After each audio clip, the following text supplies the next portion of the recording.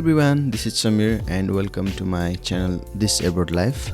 And today in this video, आज चाहिँ म स्नो माउन्टेन्स कसरी जाने भनेर डिस्कस गर्न गइरहेको छु. सो यदि कसैले मेरो स्नो माउन्टेन्सको भ्लग हेर्नु भएको छैन भने कृपया त्यहाँ गएर हेर्नु होला. एकदम रमाइलो भएको थियो हैन. सो कति जनालाई हैन कन्फ्युजन हुन सक्छ कसरी जाने हैन, कता बस्ने अनि के साधनहरू लिएर जाने भन्ने कन्फ्युजन हुन सक्छ र त्यो प्रोसेसलाई चाहिँ एकदम सिम्प्लिफाई गर्ने भनेर आज म यो भिडियो लिएर आएको छु.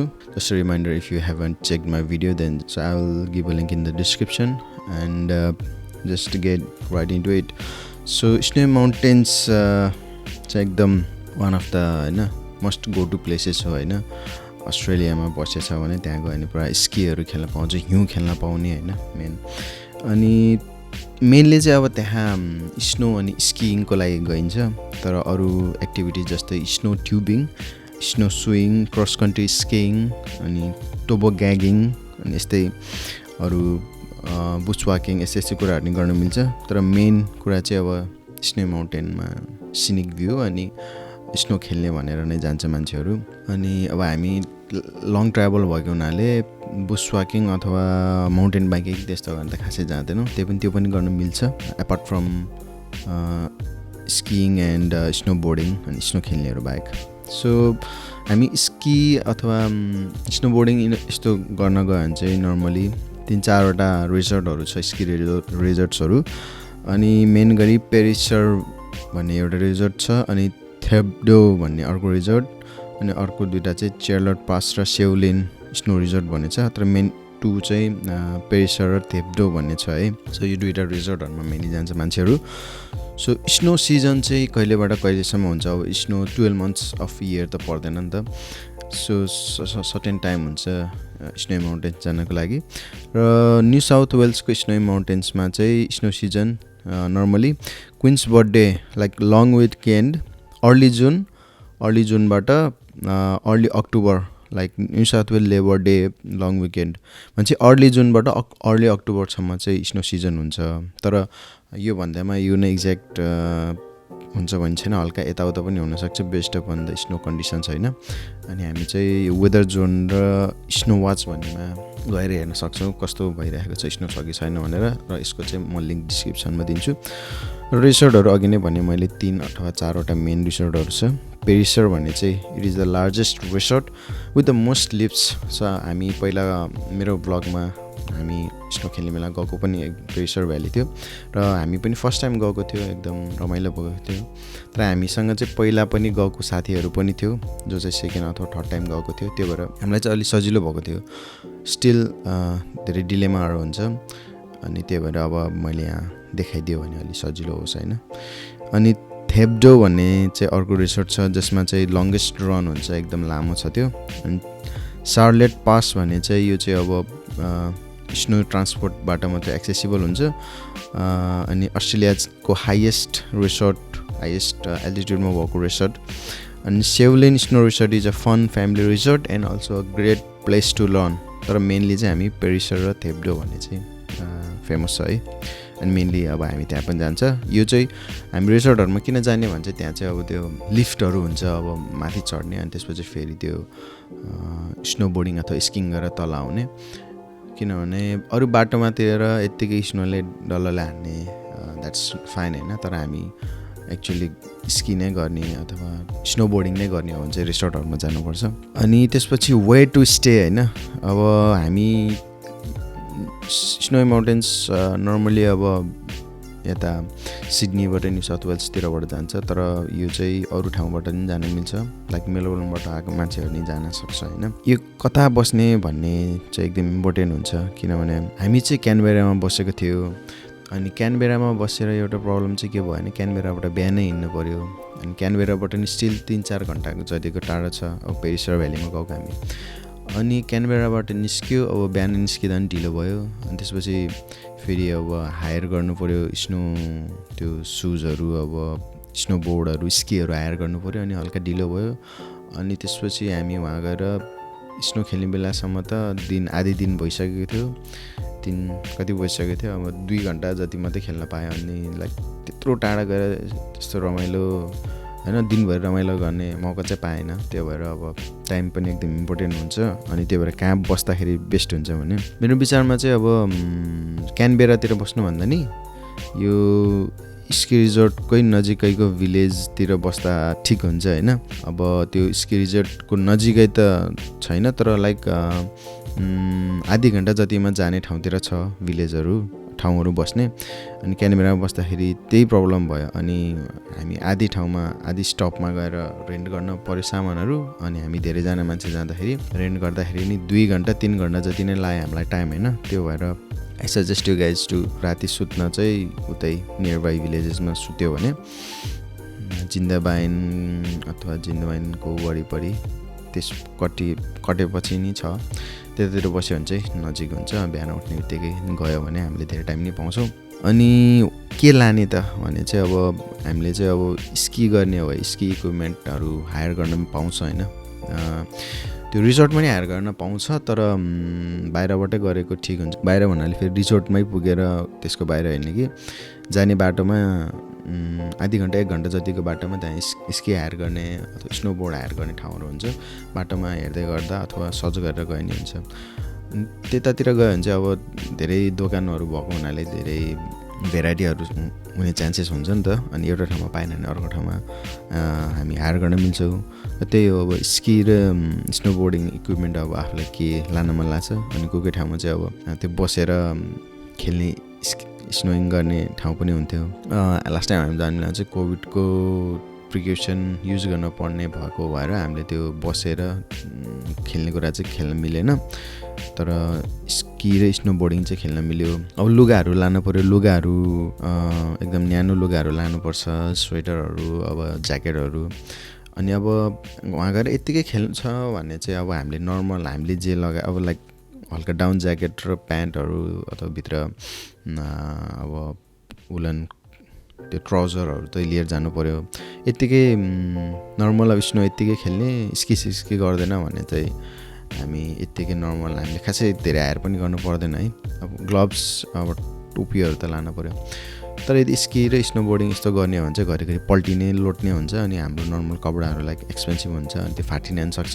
अनि त्यति साह्रो स्नोमा ड्युरेबल हुनको लागि बनाएको हुँदैन नि त। त्यो भएर आई सजेस्ट यु हायर हैन। हायर गर्ने ठाउँमा स्की गर्ने बेला लाउने ज्याकेटहरू, प्यान्टहरू अनि जुत्ताहरू, किनभने अब हाम्रो नर्मल जुत्ताभित्र हिउँ पस्ने सम्भावना हुन्छ। त्यस्तो गऱ्यो भने चाहिँ एकदम ठिक हुन्छ। घाम लागेको बेलामा त ठिकै हुन्छ तर पछि चाहिँ गर्मी हुन्छ, एकदम जाडो हुन्छ। त्यो भएर कपडा एकदम राम्रो लिएर जानुपर्छ। मेनली अब ज्याकेट प्यान्ट सुज त हामीले लगाएरै जान्छ। तर यदि हायर गर्नु छ भने त्यो पनि पाउँछ। अनि हामीले बिर्सन्न भन्ने कुरा चाहिँ सनग्लासेसहरू, किनभने अब घाममा आँखा एकदम टटाउँछ। अनि ग्लोभ्सहरू सबै कुरा त्यहीँ पाउँछ किन्न बाटोमा। जस्ट अब यताबाट लिएर जानु छ भने नि सनग्लासेसहरू, ग्लोभ्सहरू, बिनी, टाउकोमा लाउने टोपीहरू अनि सनस्क्रिनहरू लिएर जानुपर्छ। फेरि घाममा डढ्छ। अघि मैले भने जस्तै यत्तिकै गएर हल्का फुल्का फोटोसोटो खिच्ने भन्छ खासै केही पर्दैन है। आफ्नो नर्मल यहाँ डाउन ज्याकेट लगाएर गयो अनि स्वेटरहरू लगाएर गयो, टोपी सोपी अनि प्यान्ट ट्राउजर अनि जुत्ता लगाएर गयो भने ठिकै हुन्छ।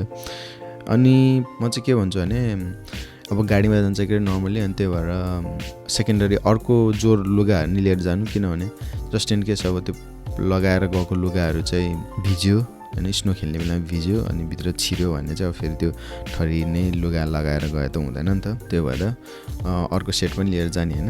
नेक्स्ट टपिक चाहिँ अब प्लान कसरी गर्ने ट्रिप भन्ने छ होइन। अनि हामीले प्लान चाहिँ एकदम राम्रोसँग गर्नुपर्छ, किनभने महिनै पछि जान्छु भन्ने हुँदैन। किनभने यो स्नो सिजनमा मात्रै जान मिल्छ त्यहाँ, लाइक वर्षमा एकचोटि गइएला।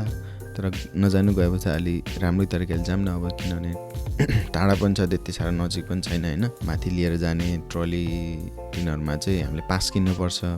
त्यो पास चाहिँ लिएर जाऊ भन्छु म, किनभने अब हामी यत्रो ट्राभल गरेर गयो, अब हामीलाई खासै पहिला कहिले एक्सपिरियन्स नभएकोलाई खेल्न त आउँदैन, तर पनि लिएर जाऊ। किनभने हिँडेर त्यो माथि तल गर्नलाई हामी त अब एकचोटि तल गयो अनि माथि जाने बेलामा एकदम थाकेर हैरान भइसकिन्छ क्या। अब हिलमा चढ्न त गाह्रो हुन्छ नि त, अनि त्यो माथि स्नो अनि अब जुत्ताहरू पनि नर्मल हुँदैन। अनि स्नो बोर्डिङ गरेर 2-3 चोटि गरेपछि मान्छे सेन्डी फ्ल्याट परिसिदिन्छ। त्यही भएर इन्स्टेड त्योभन्दा चाहिँ माथि लिएर जाने त्यो केबल कार जस्तो क्या त्यसको चाहिँ पास किन्यो भने ठिक हुन्छ। अनि पास चाहिँ हामी जानुभन्दा पहिल्यै किन्नुपर्छ क्या अनलाइन, त्यो भएर त्यो चाहिँ इम्पोर्टेन्ट छ। 100 समथिङ कति पर्छ क्या, हामी चाहिँ पास किनेन त्यति बेला, त्यो भएर आई रिग्रेट इट होइन। नेक्स्ट टाइम म जाने बेला चाहिँ पास किन्छु स्योर। अनि त्यसपछि हामी त्यो स्की रिजोर्टको वरिपरिको भिलेजमा बस्दाखेरि ठिक हुन्छ। कति दिनको लागि गर्ने भन्दाखेरि चाहिँ 2 दिनको लागि 2 दिन चाहिँ स्नो नै खेल्ने गरेर प्लान गऱ्यो भने ठिक हुन्छ। किनभने 1 दिन जाने भयो, 1 दिन फर्किने भयो भनौँ न मिनिमम पनि। अनि 1 दिन स्नो खेल्ने मात्रै गऱ्यो भने त्यो स्नो त्यो हेर्नलाई मात्रै गयो भने ठिकै छ। अझ मान्छेहरू त 1 दिनमै गएर आउने पनि गर्छ है, राति नै गयो। अनि सिडनीबाटै त्यो ट्राभल प्याकेजहरू पनि हुन्छ, राति नै गयो कति 1 2 कति बजे 2 3 कति बजे गयो। अनि त्यसपछि दिन्छु कति बजे त्यहाँ स्नो हेऱ्यो अनि फेरि फर्केर लाइक नेक्स्ट डेको राति मर्निङसम्म त पुऱ्याइदिने, त्यसरी नै जान्छ। एकदम हेक्टिक सेड्युल भएर पनि जान्छ मान्छेहरू। तर मेरो विचारमा चाहिँ 2 दिन जति हिउँ नै खेल्ने, अब लाइक पासहरू किन्ने हिउँ नै खेल्ने।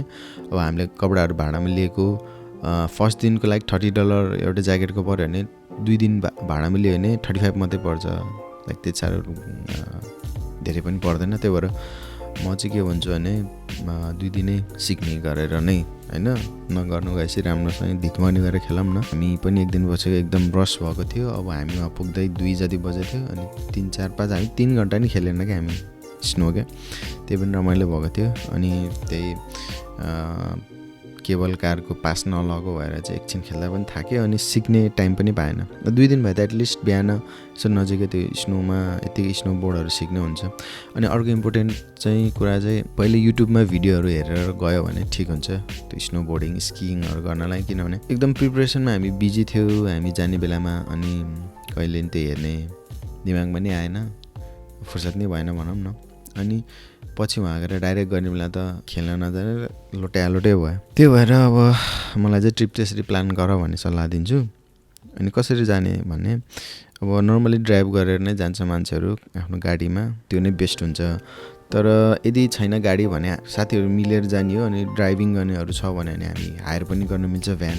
हामी चाहिँ भ्यान हायर गरेर गएको 12 जना जति मान्छे थियो। अनि हामी चाहिँ क्यानबेरामा एयरबिएनबीमा लिएर बसेको 12 जनालाई 1000 समथिङ थियो गाडीको।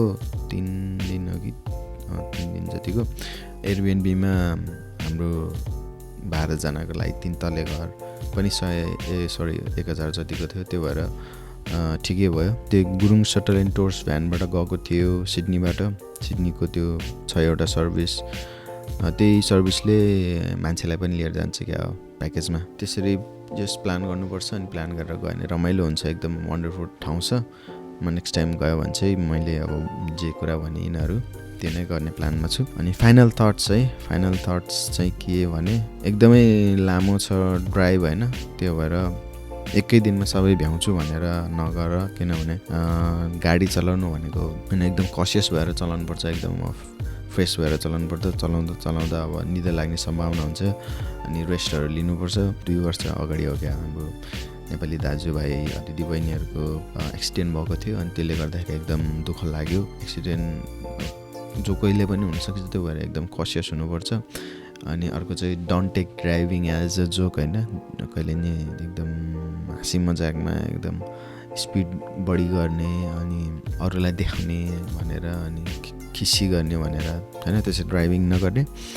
अनि त्यही हो, अब क्यानबेरा भन्दा स्नोबोर्डेन्सको नजिकैको कुनै भिलेज अथवा कुनै ठाउँमा बस्यो भने राम्रो हुन्छ। अनि न्यानो कपडाहरू लानै पऱ्यो। अनि at least 2 days for playing snow है रिकमेन्डेड, किनभने 1 दिनमा त स्नोलाई छुँदै दिन बित्छ। अनि अर्को फाइनल टिप, अब आफू गएको ठाउँहरूमा अब भिडियोहरू बनाऊ अनि भ्लगहरू खिच। यत्तिकै प्रोफेसनलै हुनु पर्दैन, यो आफ्नो मेमोरीको लागि हो मेन त होइन। त्यो भएर अनि पछि अब 10-20 वर्षमा हेर्ने बेलामा कस्तो रमाइलो हुन्छ। त्यो भएर आई जस्ट रिकमेन्ड होइन you guys to spend wonderful time and also share your moments. And I think that's all for today. If you like my video, don't forget to like and subscribe. And I'll see you in my next video. Take care.